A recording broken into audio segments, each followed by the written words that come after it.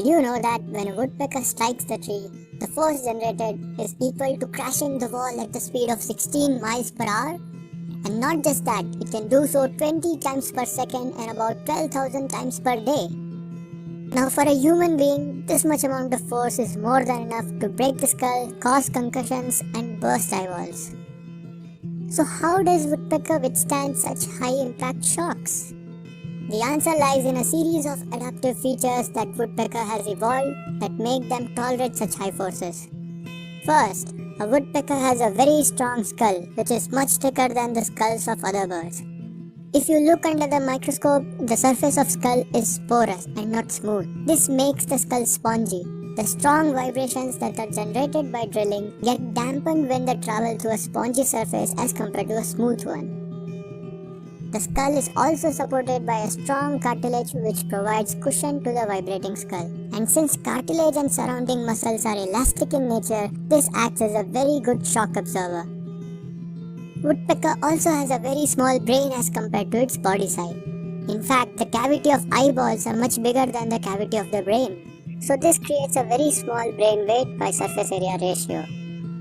This basically means that all the shock vibrations will travel through the skull and distribute it to the entire body very fast. And because of this, the impact of shock waves on brain is very less. Our brain is loosely packed in the skull.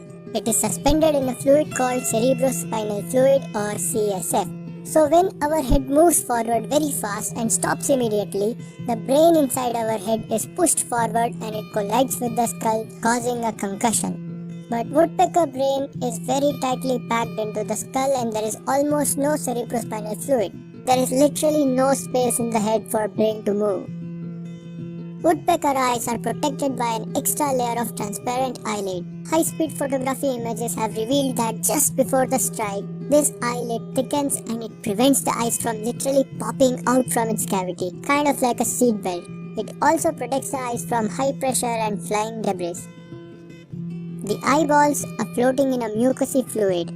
This viscous fluid acts as a cushion and shock absorber for the eyeballs. Woodpecker beak is very beautifully engineered.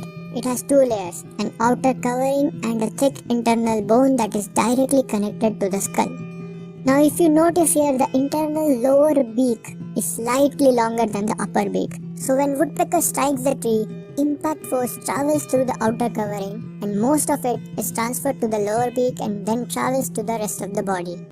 This means very little amount of force is remained to transfer to upper beak and this protects the skull and brain.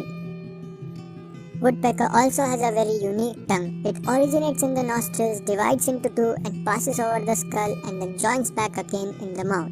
This unusual sling-like architecture of the tongue could act as a shock absorber if it contracts just before the strike.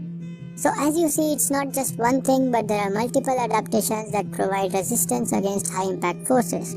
All these properties of woodpecker features are providing inspiration to scientists to create better shock absorbers to encase sensitive materials. Thanks for watching the video. If you found this video interesting, share it with your friends and don't forget to subscribe. Thanks for watching.